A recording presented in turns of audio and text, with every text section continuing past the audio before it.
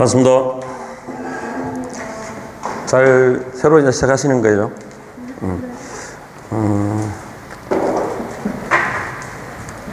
이 공부를 처음, 군문이라는 자체를, 이거 안면 있는데.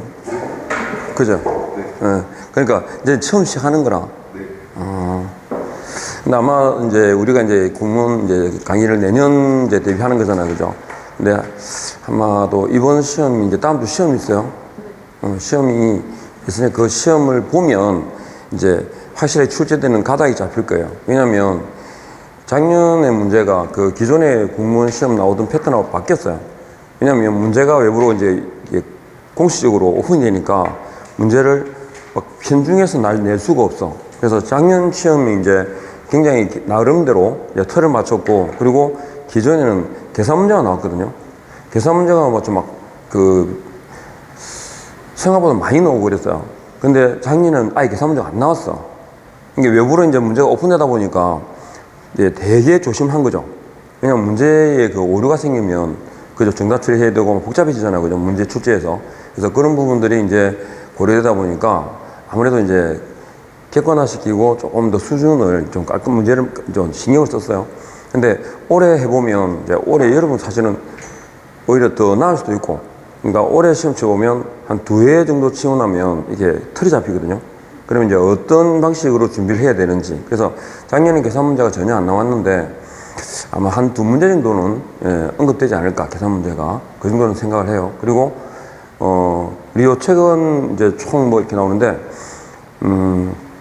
포인트를 갖춰서 봐야 될 때가 있고, 그리고 이제 문제 이게 공부를 해보시면 아시겠지만 이게 전체 한 8개 파트거든요. 8개 파트인데 공부하다 보면 어디에서 나오는지를 잘 몰라. 그것부터 먼저 기억하셔야 돼요. 용어에 포인트를 맞추셔야 되고, 이제 이게 무슨 말인지 정도 있잖아요. 그 포인트 맞추고, 그 다음에 제가 이제 지금 생각을 하고 있는데 계속 진행을 하면 본인이 직접 거기다가 그 진도표에 어떤 내용이 나오는지 그 제목 있잖아요. 제목. 그걸 꾸준히 적어서 그렇게 하면 비포, 큰 거 비포지. 비포 용지에다가 파트마다 해가지고 한 8개 파트로 나눌 수 있거든요. 8개 파트 나눠가지고 본인이 진도가 나가고 나면 그 진도표에다가 본인이 적어봐요. 제목을. 제가 나중에 다음 주에는 프린트를 드릴 테니까 우리 같이 가봐요. 그러니까 가면 어느 파트에 어느 내용이 나왔는지가 잘 안 잡혀. 이게 전체적으로. 그러니까 윤곽이 잡혀야 돼요.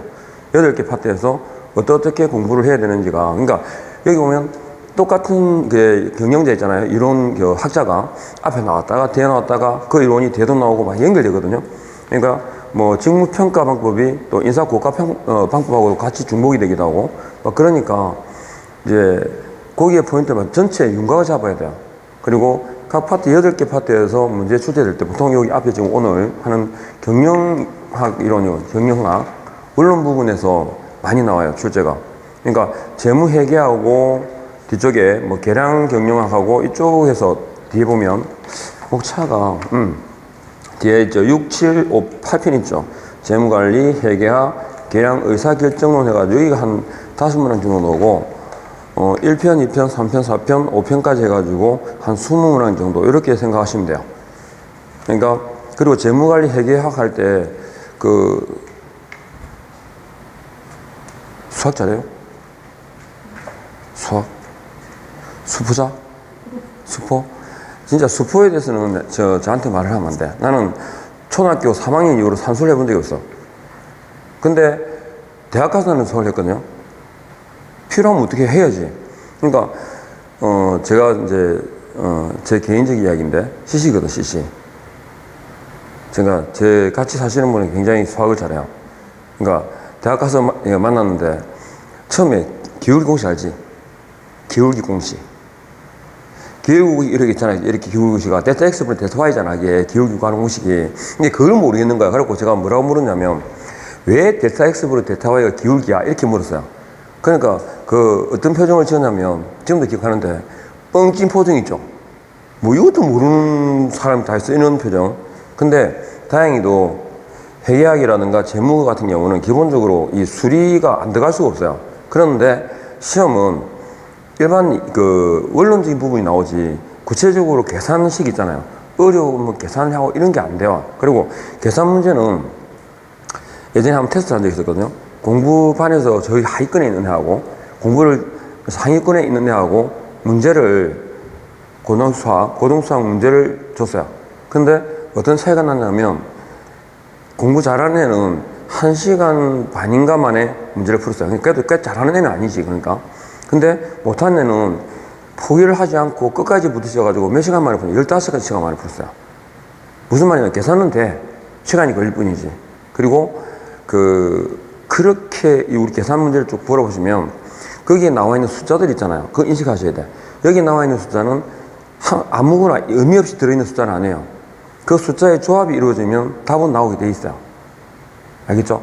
그러니까 너무 숫자 부분에 이게 포인트를 맞추실 필요는 없어. 그러니까 항상 지금 행정법도 이제 배울 거잖아요. 행정법도 법 과목은 기본적으로 용어가 다예요. 뭐가 뭐라는 용어 개념 정했으면 공부는 다 된 거라. 근데 같이 이제 공부를 하시게 되면 여기는 상대평가니까 경쟁자이기도 하잖아. 그죠? 근데 뭐 우리 학원생들끼리 뭐 또 합격하면 되니까. 근데 이게 그리고 공부하다 보면 몇 대 몇 있잖아요. 경쟁률의 그 함정, 통계의 함정에 쏘면 안 돼. 180대 1이다 그러잖아요. 그러면 180명 제끼면 난 합격하는가? 안 되지. 20명 보면 1등부터 20등 안에 들어가야 합격하는 거지. 무슨 180명 제꼈다고 합격을 해. 그죠? 그게 통계의 허점인 거야.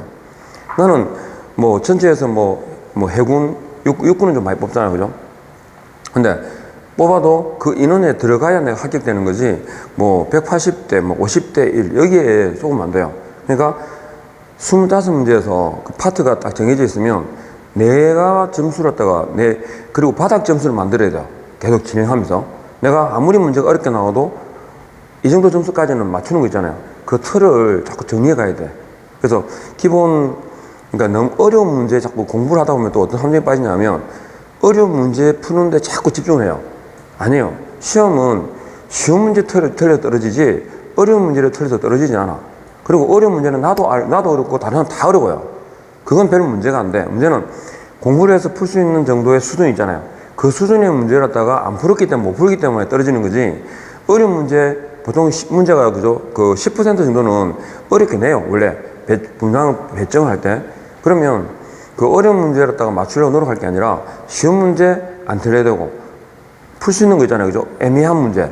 그 정도까지가 우리의 목표치다 생각하면 돼요. 그래서 여러분은 80점이면 합격하잖아. 그죠? 작년에 문제가 오픈되고 계산 문제가 안 나왔기 때문에 커트라인이 한 6점, 8점 정도 올라갔죠. 확 올라갔어요. 70점대 초반이었다가 10대 중후반으로 올라갔거든요. 그러니까 근데 상대평가에서 그 정도 점수는 높은 게 아니에요. 최소한 상대평가에서 합격되면 우리가 수미양 가다닐 때 우가 80점 이상이죠. 80 이상은 돼야 합격한다고 봐야 돼. 기본적으로. 그래야 상대평가에 대한 예의를 다한 거지. 그죠? 그러니까 아셨죠? 처음에 좀 귀찮아 하시지 말고 용어에다가 자꾸 이 포인트를 맞추세요. 이게 무슨 말인지. 알겠죠? 그래서 그걸 정리하시면 훨씬 더 공부하는 게 좀 쉬워질 거라 생각을 해요. 일단 경영학 원료는 이 내용이 많습니다. 많고 그리고 또 와닿는 내용에 비해서 시험에 출제되는 비중도 높아요. 자, 요걸 이제 간단하게 항상 생각하실 때 포인트. 자, 보시면 경영 및 이제 경영자. 그러니까 이제 이건 뭐냐면 결국은 기업이라는 거 있잖아요. 그죠? 경영이라는 거. 근데 기업을 한 기준 잡으면 누가 그 기업을 운영하고 그러면 기업의 목적은 사실은 이윤 극대화잖아요. 그죠? 그런 부분에서 어떻게 생산성을 높이고 할 것인가 계속 이런 비교를 하는 거예요. 연구를 하는 거고. 첫 번째 보면 자 봐요. 경영 및 경영자 그랬는데 경영학의 지도 원리가 해가지고 효율성과 효과성 돼 있죠. 요건 이제 비교하실 게 뭐냐면 효율성하고 효과성 그러는데 우리가 그 두통약 있죠. 두통약. 개보린 뭐 타이레놀 이런 거 있잖아요. 그죠? 근데 타이레놀을 먹었다. 그럼 타이레놀을 먹어서 이 두통약을 먹는 이유는 뭐예요? 그죠? 두통을 없애는 거지. 그러니까 두통약의 목적은 그 두통을 제거하는 거거든요. 두통 제거. 그러면 이렇게 해서 우리가 예를 들어서 어느 약을 딱 먹었어. 개물 먹든지 탈을 먹었어. 그러면 이거 먹고 난 다음에 머리가 두통이 사라졌어요. 그럼 뭐라 해야 돼? 뭐라고 얘기를 해요? 효과가 좋다 그러지. 그게 효과예요. 그러니까 효율성하고 효과성의 차이는 그거예요. 효과는 두통 제거라는 목적이 있잖아요. 목적에 얼마만큼 도달치가 높은지 그게 효과성이고, 효율은 인풋 아웃풋이에요. 하나를 먹었는데 원래는 두 알 먹다가 하나를 먹었는데 하나를 먹었는데 괜찮아. 이게 뭐예요? 효율성이에요. 차이 알겠죠? 그러니까 효과는 두통 제거라는 이 목적치에 도달하는 정도, 이게 효과성이고, 효율성은 하나를 먹었냐 두 알을 먹었냐 아셨죠? 인풋과 아웃풋이에요. 그러니까 투입과 산출에 대한 비례를 가는 게 효율적이다 이렇게 해요. 조금만 가지고도 많이 하는 건 효율적이잖아. 그죠? 그걸 효율성이라고 그러고, 그러니까 효과성과 효율성의 차이도 가끔 묻거든요. 그러니까 개념을 잡으면 이게 인풋, 아웃풋 있잖아요. 그죠? 최소 자원의 투입으로 최대 산출, 그러니까 그 생산성을 높이는 거예요. 자원의 활용 정도를 뭐라 한다? 이걸 효율성, 그러면 효율성. 아셨죠? 그러니까 효율성을 높인다, 이렇게. 그럼 이제 어떻게 효율성을 높일 거냐, 이거죠? 그러면 이제 가업 관리라는 게 있어요. 그러니까 이 시스템화 시키는 거 있잖아요. 그죠? 탁탁 틀에 맞춰가지고 불필요한 낭비된 부분을 제거를 시켜가지고 좀 더 동작선이라든가 이런 걸, 그러니까 유롭게 돌아가는 것보다는 우리가 옛날에 단독주택과 아파트 있었잖아요. 그죠? 아파트하고 옛날 단독주택에 비교할 때 그 장단점 중에 하나가 뭐냐면 동선의 합리성이거든요. 그러면 동선의 합리성이 장점이 되는 건 뭘까? 이게 시험에도 가끔 예전에 나왔었어요. 여기가 아니고, 동선의 합리성에 장점이 주어지는 건 아파트일까 단독주택일까? 아파트죠. 왜냐하면 단독주택은 원래 옛날 집을 생각해 보시면 집에서 부엌에서 일을 해. 그러다가 무슨 간장이 없어, 된장이 없어, 어떻게 돼? 나가서 장독대로 가야 돼. 가져와야 되잖아. 근데 아파트는 이게 그죠? 싱크대 요 있잖아요. 요 하다가 없으면 어디 가요? 바로 옆에 가지, 옆에다가. 아니면 그 가스실 있는 데 있잖아요. 그죠? 보일러 있는데 거기다가 보통 장독하고 있죠. 그죠? 그러니까 이게 그만큼 거리가 가까워지잖아요. 그러니까 주방에서 요리를 할 때 동선의 합리성은 어떻게? 이제 이게 여기에 적용되는 거예요. 그러니까 어떻게 작업을 할 때 동선을 어떻게 처리하고 하는 게 뭐라고? 효율성을 추구하기 위한 방법들이에요. 이제 그런 걸 연구하는 거죠. 동작 연구라든지. 그래서 이번에 보면 일을 올바르게 하는 게 되어 있죠. Do things right 있잖아요. 근데 효과성은 뭐냐면 목표 달성 정도. 그러니까 그게 목표 달성 정도. 아까 말씀드린 것처럼 두통 제거라는 그 목적 달성을 위해서 어느 게 더 효과적이냐 아셨죠? 타일이론이냐 아니면 뭐 개보리냐는 거예요. 근데 둘 다 안 들어. 그죠? 공부하다 보면 두통이 오잖아요. 그죠? 근데 그 두통은 이유가 없어요. 그러니까 정신경과를 가면 그 두통 관련된 처리를 하거든요. 근데 의사 하는 얘기가 두통은 이유가 없어. 원인 파악이 안 돼요. 그러니까 가장 기본적인 건 내적 불균형이에요. 그러니까 위가 안 좋다든지 장기가 안 좋으면 올라와요. 그래서 두통이 이렇게 오고. 그 다음에 신경을 과도하게 쓰는 경우 있죠. 머리를 호산시키는 거. 그래서 공부할 때 그거 생각하셔야 돼요. 안 되는 건 고민하지 말자. 그죠? 지금 시험 될까 안 될까 고민할 필요는 없잖아요. 내년 돼봐야 아는 건데. 그러니까 가장 공부할 때 스트레스를 덜 받는 건 목표치를 바로 앞에 두는 거예요. 그러니까 방향성만 안 잃으면 되잖아. 우리는 시험 합격해야 된다는 거. 그 방향성을 잃지 않기 위해서 그 방향을 잘 잡고, 그 다음에 앞에 가까이 있는 목표를 달성하는 게 스트레스를 덜 받는 거예요. 그러니까 지금 처음에 공부하실 때 특히 북과목 같은 거 있잖아요. 공부할 때는 골고루 하시면 돼요. 아마 뭐 동영상 같은 경우 다 들어있지 싶은데, 그죠? 그러면 행정법을 다 듣잖아요. 그러면 초기에 가능해하는 내용들이 있거든. 장년치가 있을 거예요. 그죠? 그러면 그 초기에 가는 내용을 듣고 돌려요. 그냥 처음은 개념 없이 돌리고, 두 번째는 조금 더 신경 써서 돌리고, 한 3번은 돌아야 기본이 잡혀요. 이게 무슨 말인지를 알아듣게 돼. 그러니까, 그리고 몰아쳐야 돼요. 공부는 처음에 공부할 때는 골고루가 아니야. 골고루 아니고 편식이 중요해요. 키 크려면 편식하면 안 되잖아. 근데 이건 공부 양이 늘리려면 편식해야 돼요. 처음에. 초기에는 공관법은 어느 과목을 잡아서 지금 우리 세 과목 하면 되죠. 국사하고 이런 거는 다 통과하면 되잖아. 다 통과했죠? 쳤어? 예. 그러니까 그거는 뭐 별로 어렵지는 않더라. 그죠? 예. 근데 공무원 국사보다는 쉽대요. 훨씬 더. 4급 이상이잖아. 그지? 공무원 시험은 해보니까 그거 비교 안 해보니까 어렵던데. 예. 공무원 그거는 범위가 없어. 도대체 국사가 어디 기퉁이 튀어나올지는 모르겠더라고. 근데 어쨌든 공부를 아셨죠? 그러니까 전체 한번 몰아쳐요. 그러니까 지금 세 과목보가 나니까 특히나 평상시에 쭉 틈날 때마다 해야 되는 게 뭐냐면 국어예요. 범위가 엄청 넓어, 그거는. 그죠? 그러니까 좀 기본적인 문해력을 높인다든지 아니면 뭐 재미삼아 있잖아요. 뭐 우리말 있죠?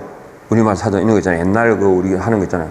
그런 것들은 상식선에서 좀 재밌게 보시면 더 시간이 오래 길잖아. 급하게 하지 말고. 그러면 충분히 커버할 수 있을 거라 봐요. 그러니까 처음에 지금 공부하시는 분도 마찬가지인데 행정법 같은 경우에 좀 중점을 두대요. 왜냐하면 나머지는 좀 범위가 좀 막연해. 그래서 행정법 같은 경우는 제가 생각할 때는 한 세 번 정도는 몰아쳐. 그러면 감이 올 거예요. 그리고 법적인 개념이 딱 서면 나머지도 좀 빨리 이해가 돼요. 용어들이. 자, 어쨌든 효율성하고 효과성, 그러니까 옳은 일을 하는 거냐, 일을 올바르게 하는 거냐, 이거죠. 그러니까 좀 더 동작선이라 이런 거 갖다 좀 제대로 처리하는 거, 이게 효율성이고, 효과성은 옳은 일을 하는 거. 그러니까 목표치를 목표를 최대한 달성한다 그랬는데, 목표를 제대로 설정하는 게 일단 효과성을 높이는 방법이라고 생각하면 돼요. 그러면 경영 환경이 나오는데, 그러면 이제 운영하기 위해서 외부 환경이 있고 내부 환경이 있잖아요. 그죠? 외부 환경도 보니까 거기 보면 일반 환경도 있죠. 이게 뭐냐면 거시적 관점이에요. 그러니까 뒤에 보면 경제, 사회, 문화 이런 거 있잖아요. 우리 보통 하는 거예요. 경제 여기다가 경제가 에코노믹이죠. 사회가 소셜이잖아요. 그죠? 그리고 정치가 폴리틱이죠. 그렇게 요렇게 해가지고 보통 패스트 이렇게 돼가고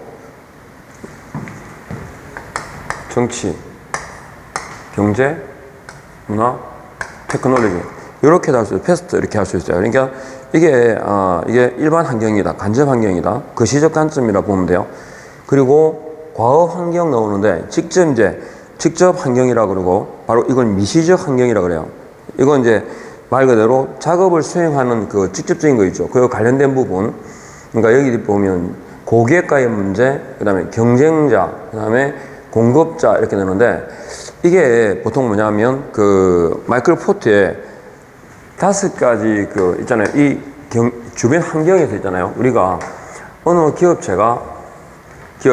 제대로 뭔가를 형성해 보려면 생산성이라든지 등등 그 목적 달성을 하려면 주변 환경을 고려하잖아요. 그죠? 그게 뭐냐면 여기에 포트라는 사람이 있는데 우리 자주 이제 접하게 되는 사람이에요. 마이클 포트라고. 포트에 5가지 포시스 5가지 영향력을 미치는 게 있어요. 환경이. 그러니까 이게 뭐냐면 처음에 요거 내가 차지하고 있는 기업 내 경쟁이 있죠. 그러니까 산업 내에 기업 내가 아니고 산업 내 내가 지금 차지하고 있는 산업 내 경쟁이 있습니다. 그러면 내가 제조업자라고 생각하는 거예요. 제조업자니까 그럼 뭐하고에 또 경쟁력이 되냐면 원활하게 재료를 확보하는 것도 하나의 영향이잖아. 그죠? 그래서 재료 확보자가 뭐냐면 공급자예요. 원료를 가자고. 그죠? 그러니까 이 관계를 아주 잘 봐야 돼요. 공급하는 사람의 교섭력이 높으면 나는, 그죠? 나라는 입장에서 보면 더 힘들죠?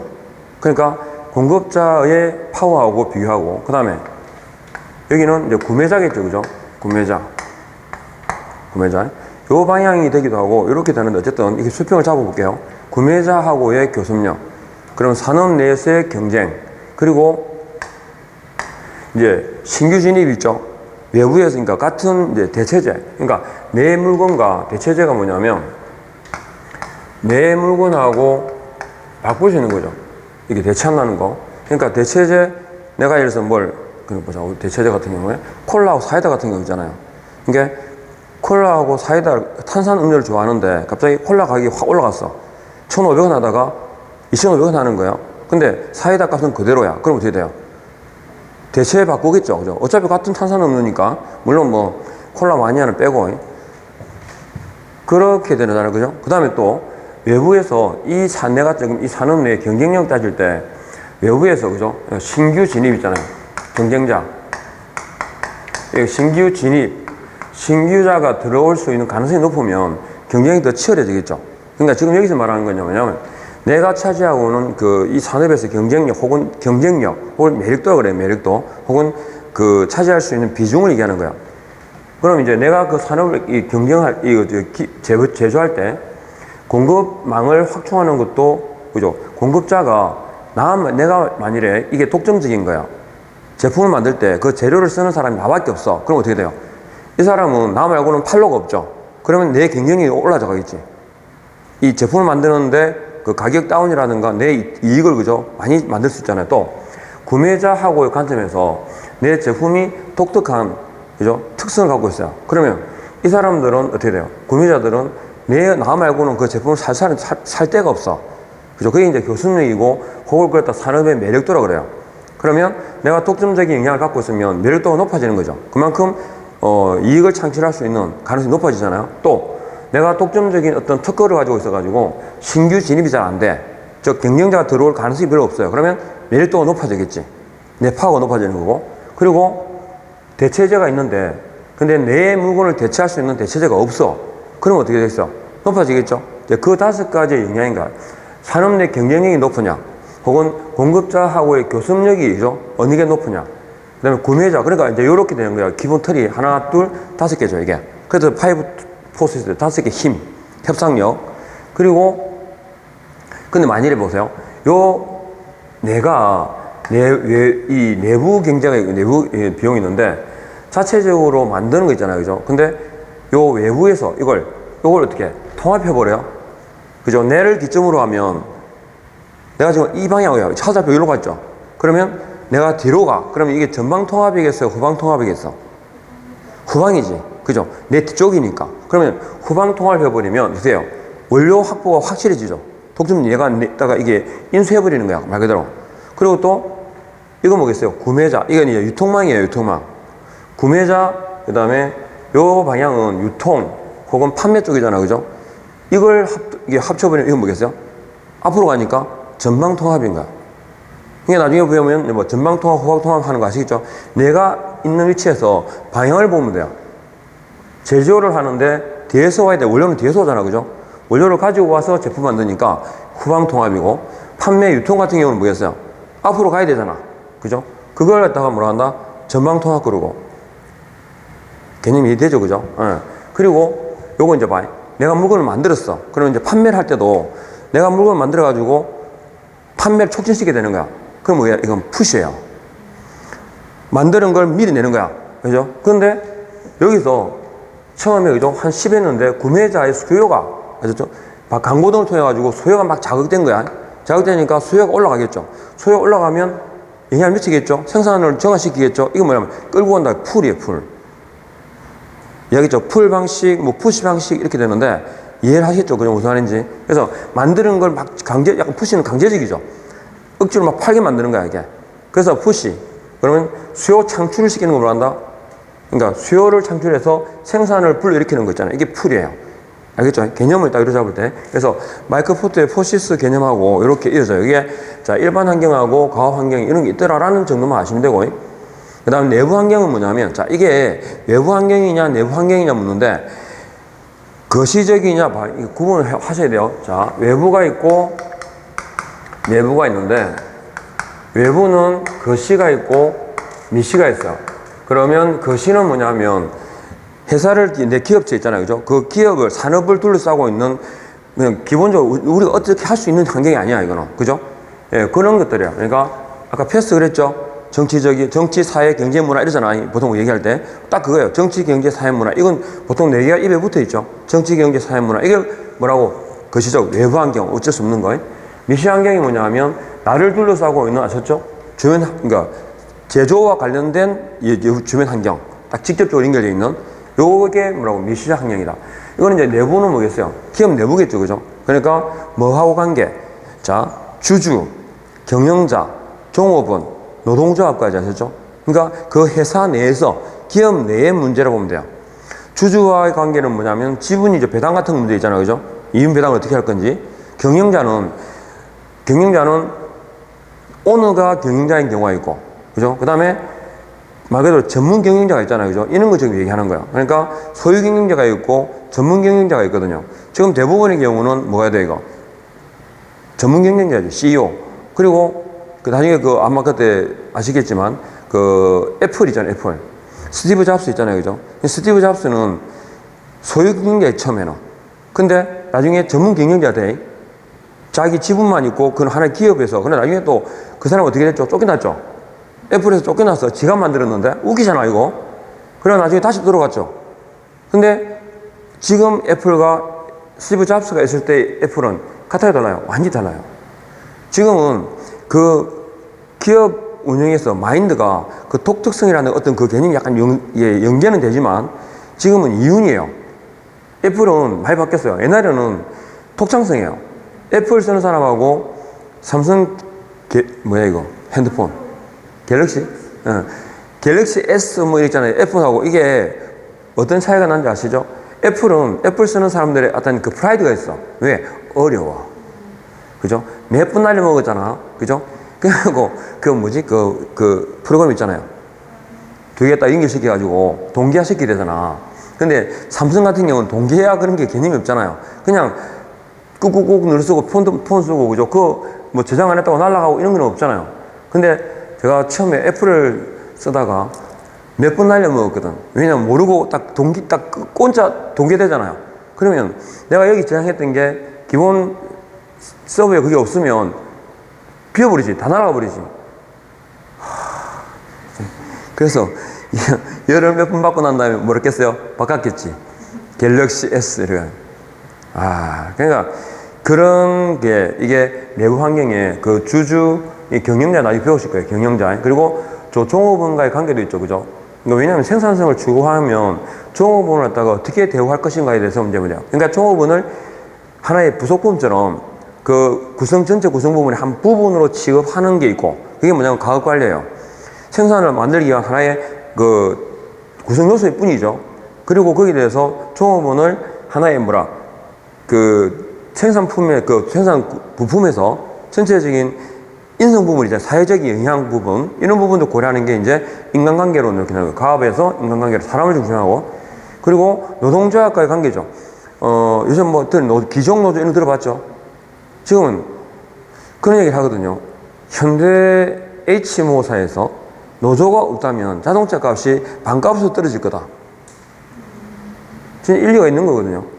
그리고 정말로 비효율적이에요, 볼 때는. 제 개인적으로 기업은 원래 사회성이 있잖아요. 사회 책임이 있잖아요. 근데 사회적 책임을 다해야 된다 얘기하지만 어쨌든 목표는 이윤 추구거든요. 근데 이윤 추구인데 기업 노조를 위한 이윤 추구인지 진짜 이런 못해서. 그리고 얼마만큼 불합리한 경우들을 만나면 그게 실제로 그죠? 울산 같은 경우에는 어디 근무하냐 그러면 현대 그것도 정규직 비정규직 완전히 달라요.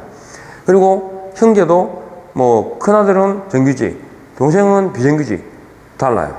그리고 이게 이제 불합리한 이거는 얘기가 아니고 실제로 퇴사하잖아, 그죠? 고인물이에요, 고인물.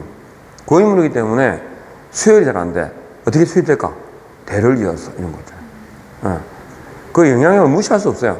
그리고 일반 기업체의 노조도 있잖아요. 노조 협의 있잖아요. 이거 우리 나중에 배워요.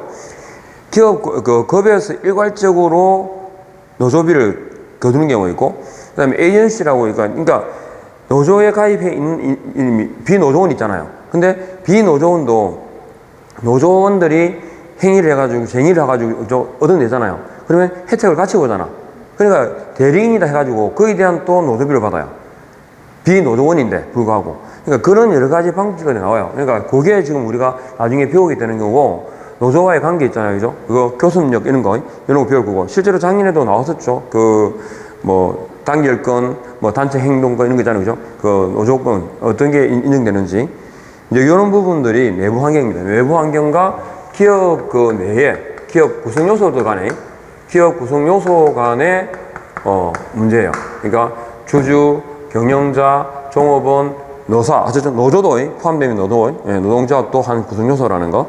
자, 그 다음에 이제 요 3번에 경영자의 역할이 나오는데 이게 민츠버그 되어 있습니다. 이름이 민츠버그 되어 있잖아요, 그죠? 이게 원래 이런 식의 발음이 북구 쪽이에요. 이게 독일하고 이게 게르만어 계통에 이게 붙거든요. 베르커. 아이 있잖아요. 노스페이스 있죠. 빙벽 그런 거 있잖아요, 그죠? 빙벽 할 때 그게 요 구텐베르 무슨 베르크 이렇게 이게 독일식 발음이에요. 얘가 민츠버그 할 때 이게 영어식으로 민츠버그라는데 이렇게 민츠베르크로 돼요. 이게 원래 이런 표현들 그다음에 우리 베브 배우잖아요, 그죠? 외부라고도 하고 베브라고 하거든요. 원래는 이게 독일어는 B 발음이에요, 그죠? 베브 되거든요. 근데 이런 표현인가, 그러니까 항상 경영 관련된 문제를 보시면 뒤에 영어가 병기되어 있어요. 왜냐면 해석상에서 다 달라지기 때문에. 자, 그래서 일단은 기억할 건 경영자의 역할, 민츠버그의 10가지 역할입니다. 기억해야 돼요. 자, 요건 나왔으니까. 그래서 10가지 역할이 있는데 그게 자, 민츠버그의 기업 경영자 역할이 있는데 이게 10가지 역할. 크게 3개로 나뉘어져요. 보면 대인 역할이 있고 대인 그리고 두 번째가 뭐냐면 정보 대인 정보 그리고 다음 페이지 세 번째가 이제 의사결정이 있어요. 의사결정 3가지 의사결정. 근데 요걸 가만 보면 이 대자가 뭐냐면 이거 있죠. 뭐 대표한다 이런 말 있잖아요, 그죠? 그 대자야. 예. 대인이라는 게 대표하는 사람 이런 뜻이에요. 그러니까 자 비교로 보면 앞에 보니까 처음에 그죠? 이 대표 말 그대로 대표죠. 대외적으로 조직을 대표하고 대내적으로 기업의 리더 역할을 하니까 외부냐 내부냐. 외부로는 뭐다? 대표가 되고 내부로는 리더가 되겠죠. 리더. 그래서 대표와 리더 되어 있습니다. 그리고 이 섭외자 되어 있는 3번의 2, 그죠? 연결자잖아요. 그러니까 외부에 어떤 네트워크 있잖아요. 유관기관들, 우리가 관련된 인들, 공공기관 등, 그 다음에 뭐 등등, 기관단체들하고, 인사들하고 연결하는 사람의 역할이, 그죠? 여기 연결자의 역할이. 그러니까, 외부로는 대표고, 그 다음에 내부로는 리더인데, 대표, 아셨죠? 대표이면서, 외부 유관기관들하고 연결하는, 그죠? 직접 교섭하고 하는 사람이 이 사람이잖아요. 대인이잖아요. 그죠? 그래서 3가지 역할이 있다. 대표, 리더, 연결, 이렇게. 이건 가끔 묻습니다. 보통 이제 실제로 우리 시험 지문에도 언급되긴 하는데, 그러니까 어느 파트에 해당되는지를 물어요. 그러니까 대인 역할이냐, 아니면 정보 역할이냐, 아니면 의사결정 역할인지를 물어요. 그러니까 민츠버그의 뭐 경영자 역할에 관한 설명이다. 그러면 대인 역할 혹은 정보 역할, 그 성격이 다른 거 있잖아요. 그죠? 요거. 그래서 대표 리더하고 연결 이렇게. 정보는 의사결정을 위한 정보 탐색 수집, 그 다음에 조직 내부에 정보를 전달한다 그랬죠. 그러니까 정보라는 용어들이 들어있어요. 그러니까 정보 그러니까 자 일단 정보 탐색자 있죠. 정보 탐색자 하는 일이니까 정보 탐색 수집 이러니까 정보 탐색자가 있고 그 다음에 정보를 탐색해서 그러면 내부에다가 그죠? 정보를 전달하겠죠. 그래서 정보 보급자 역할을 해요. 정보 보급자 탐색을 하고 정보를 보급하고 그죠? 그 다음에 자 대변인이 뭐냐면 이 대표하고는 다릅니다. 보세요. 자 이 보통 우리는 국진당 그러는데 민주당도 있고 다 웃기죠. 쇼를 하고 있습니다. 제가 볼 때는 제일 다 없애버려야 될 것 같은데. 자, 이렇게 있잖아요. 그러면 이 당에 보니까 당 대표가 있어요. 그죠? 그 다음에 원내 총무가 있어요. 그죠? 그 다음에 민주당에 국힘당에 무슨 일이 있을 때마다 대변인의 발표가 있겠습니다. 이거 들어봤지?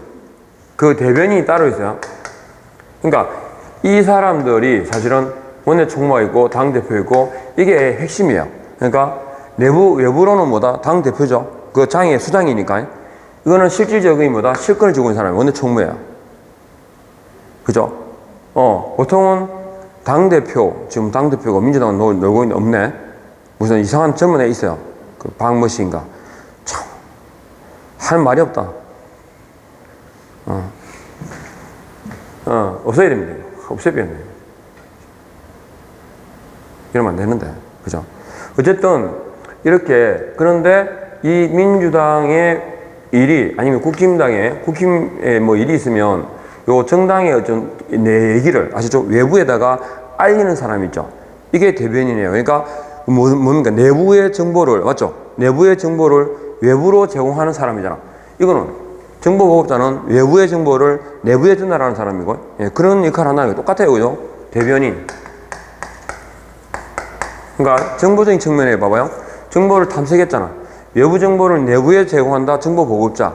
내부의 정보를 외부에다가 정보를 제공한다. 아셨죠? 그 뭐라고? 대변인. 이해하겠죠? 정보 관련된 자입니다. 셋 다. 그 다음에 이제 여기에 물을 때 우리는 보기가 4개잖아요. 그죠? 그러니까 4개가 쉬워요. 하나만 다르니까. 그래서 의사결정 역할은 뭐냐면, 자, 기업 문제에 대하여 의사결정을 하고 의사결정과 관련된 협상에서 조직을 대표하는 역할입니다. 그러니까 일단은 이제 표현이 다른 거예요. 의사결정과 관련해서. 그러니까 리더가 기업자이기도 하잖아요. 그죠? 그러니까 의사결정 역할에서 기업자. 이건 핵심과 변화를 유도하는 자를 말하면 기업자. 그러니까 의사결정이니까 의사. 문제가 있으면 결정하는 사람이니까 일단은 기업자. 그러니까 의사결정 부분에서는 이게 리더겠죠. 그죠? 리더가 기업자가 되겠죠. 기업자. 그 다음에 의사결정하는 건 어떤 문제가 생겼을 때 얘기잖아요. 그죠? 그래서 문제 해결자가 돼요. 문제 해결자. 그리고 자원 배분자. 자, 요 부분 의사결정 역할에서 내용을 가끔 묻습니다. 자원 배분자. 문제 해결하고 문제 해결, 자원 배분 아셨죠? 예. 그 다음에 중재, 협상 이거 연결자하고 가끔 헷갈려요. 그러니까 중재, 협상 아셨죠? 예. 노조와의 협상하는 거 있잖아요. 그러니까 분쟁을 조정하는 사람, 중재자 혹은 협상자, 중재 협상이라고. 그러니까 노조 문제 같은 경우에서 중재하는 사람 혹은 협상하는 사람 이렇게 협상자 이렇게 말을 뭐 자를 붙여 상관없고. 그래서 분쟁 조정자라고도 합니다. 같은 말로 중재자니까 분쟁 조정자. 기업의 문제를 해결하고 자원을 배분하고 이건 다 기업하고 연결되어 있죠. 기업자, 문제 해결, 자원 배분, 그리고 문제 해결에다 포인트 맞추시면 돼요. 중재 협상. 이걸 분쟁 조정자라고. 이게 의사결정 역할입니다. 대인 정보 의사결정 역할. 이렇게. 그래서 민주법의 여기까지 역할론 해가지고 크게는 3가지로 나누고, 그래서 의사결정 역할에 뭐 연결자라든가 연결자 이런 부분도 여기 들어가거든요. 같이 나오거든. 그러니까 요거는 뭐죠? 대표, 안으로 밖으로는 대표, 내부로는 리더. 유관기관과의 연결하는 사람이 말 그대로 요거는 아셨죠? 대인이다 하는 거. 근데 정보다 할 때 정보를 탐색해서 내부 정보를 외부로, 외부 정보를 내부로 아셨죠? 그래서 외부를 내부로 들어오는 게 정보 보급자 아셨죠? 내부 정보를 외부에 알리는 걸 대변인 이렇게 해요. 정보. 자, 요렇게. 그래서 의사결정하고 각각 민주법의 10가지 역할론 요렇게 기억해 두시면 돼요. 분류 좀 하실 줄 알아야 되고. 그 다음에 이제 경영자 분류가 나오는데 이것도 지문상에서 특성을 가끔 물어요. 보세요. 소유와 경영의 분리 관점에서 경영자 구분이다 그랬는데, 소유 경영자는 우리가 보통 말하는 현대, 삼성 이런 거죠. 재벌 같은 거. 그러니까 이 소유자가 바로 경영자죠. 그러면 소유와 경영의 분리가 안 된 거죠. 동일한 거예요. 그리고 강력한 리더십이죠. 그러니까 회장님 뭐 옛날에 그도 있었는데, 그죠? 얼마나 내 말이 곧 법 아니겠어요, 그죠? 그러니까 뭐 옛날에 뭐 이건희 회장 같은 경우는 뭐 마누라 빼고는 다 바꿔라 뭐 이런 거 있잖아요. 그게 그 한마디가 영향을 미치거든요. 그리고 우리가 보통 특히 지금 자동차 뭐죠? 전기 자동차 테슬라의 오너가 약간 똘끼자 있잖아요. 그죠? 뭐 우주선도 막 발사하고 뭐 그다음에 또 비트코인 걔 한마디가 완전히 영향을 이제 그런 영향을 미치는 거예요. 그죠? 그러니까 강력한 리더십이죠. 강력한 리더십. 자, 그리고 그러면 소유 경영자 입장에서 볼 때 나중에 전문 경영자하고 비교를 해야 되는데 장기적인 목표를 둘까요? 단기적인 목표를 둘까요? 장기적이죠. 내 거니까.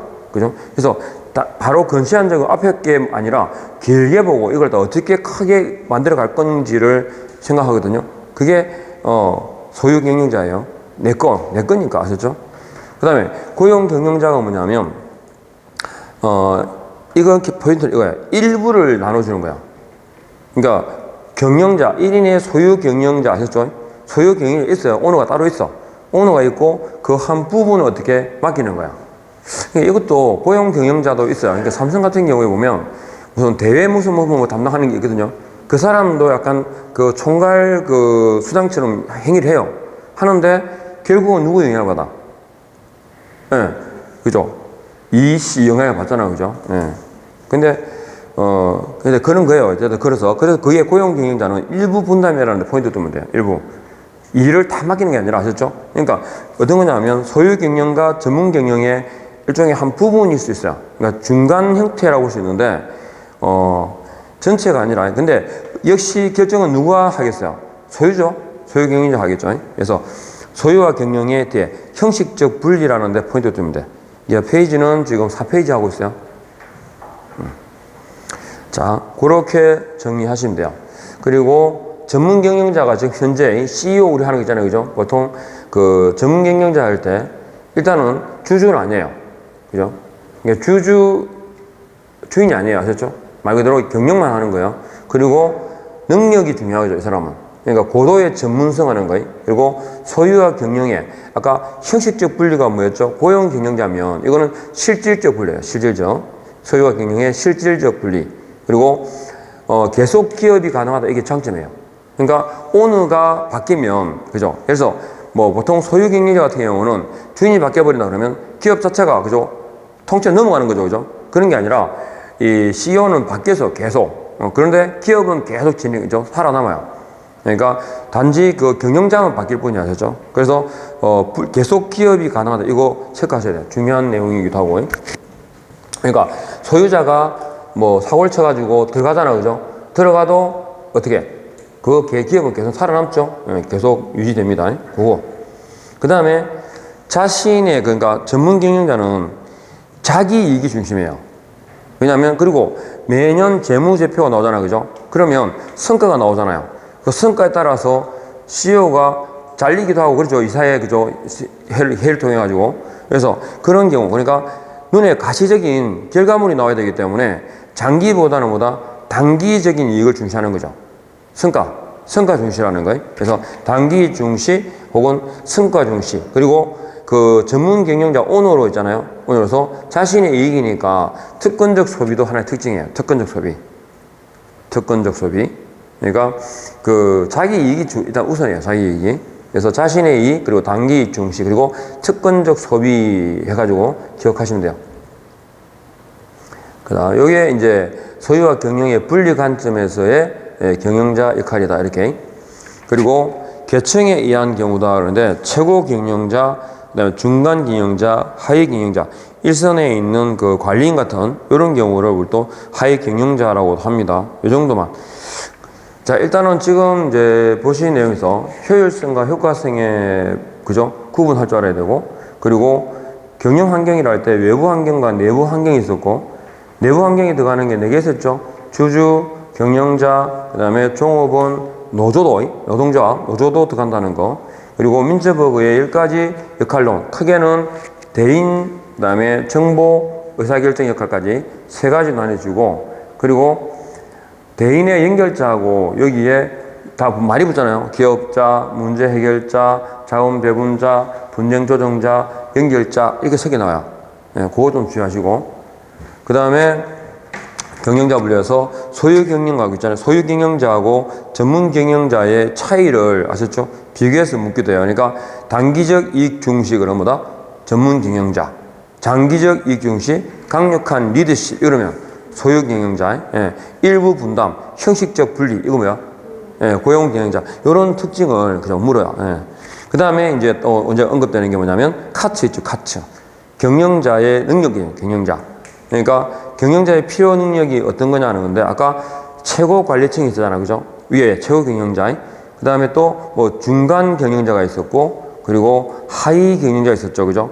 그 연결하고 이제 연결시키면 돼요. 그러니까 이 그러니까 이 스킬이 있잖아요. 스킬이 컨셉추얼, 그러니까 개념적인 기능, 능력, 스킬, 그리고 휴먼 스킬, 그리고 테크니컬 스킬 해가지고 세 가지로 분리되는데, 그럼 자기는 이제 이게 최고 경영자는 구체적인 행위를 하는 사람이 아니라 뭐라고 개념을 잡는 거예요. 가이드, 방향을 제시하죠. 그게 컨셉추얼 스킬이에요.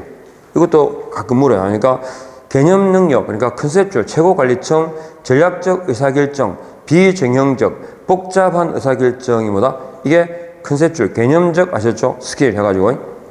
이해되겠죠? 그죠? 이거. 그러니까 목표를 정한다든지, 그러니까, 환경, 기본적인 이제 큰 틀에서의, 예, 분석입니다, 이거. 그러니까, 아까 위에 계층에 의한 구분 있잖아요. 그거하고 개념적이카라고 연결돼야 돼요. 그러니까, 위에 계층적 분류, 그러니까 최고 경영자, 그죠? 최고 경영자, 계층 보면 최고 경영자, 그 다음에 중간 경영자가 있고, 중간 경영자, 그리고 하위 경영자가 있잖아요. 요렇게, 경영자가 있으면, 요 계층에 의한 분류하고, 그 다음에, 능력, 카츠이죠, 카츠. 경영자의 필요 능력하고 연결시킬 수 있어야 돼요. 카츠의 경영자 스킬, 지금 이렇게 나오니까 스킬하고 연결시킬 수 있도록. 그러니까 최고 경영자는 뭐하고 연결된다? 카츠의 경영자, 그래서 컨셉추얼.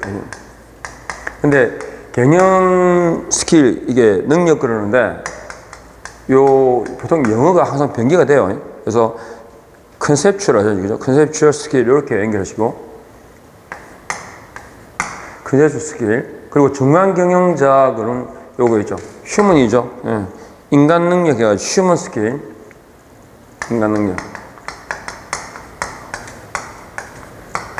휴먼 스킬입니다. 요거. 그리고 하위 경영자가, 그러니까 여기 인간 능력, 중간 경영자, 그리고 또 있죠, 관리적 의사결정이 있습니다.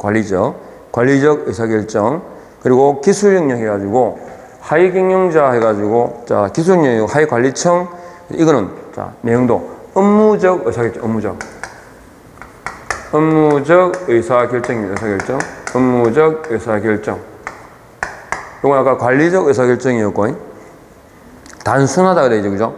그러면 단순하니까 이건 뭐겠어요? 개념은 복잡한 거지, 그죠? 비정형적이고, 비정형적이다, 복잡하다. 이거는 반대로 정형적이다, 그 다음에 단순하다 이래야 되겠죠. 이게 테크니컬, 기술적 능력, 기술적 스킬이죠. 테크니컬 스킬 해가지고 이거 항상 변기가 되거든요. 그러니까 기술적 능력 해가지고 이렇게 연결할 수 있어야 돼요. 그래서 뭐 단순하다, 뭐 하위 관리층, 그 다음에 업무적 의사결정, 그 다음에 정형적, 단순한, 이 반대로, 요거하고 반대로 이해하면 돼요. 그래서 최고 경영자에게 필요한 능력은 뭐냐라고 물은 적이 있어요. 이런 거예요. 그래서 컨셉추얼 스킬 해가지고 이렇게 연결하시면 되고. 자, 그 다음에, 대리인 문제가 나오는데, 대리인 문제는 우리 좀 이따 할까요? 좀 쉬었다가. 대리인 문제는 재무관리라든지 자본구조 이론하고도 많이 연결되어 있습니다. 그래서 대리인 문제가 왜 발생하는지 요거 나중에 좀 설명을 드리죠. 좀 이따가 하겠습니다.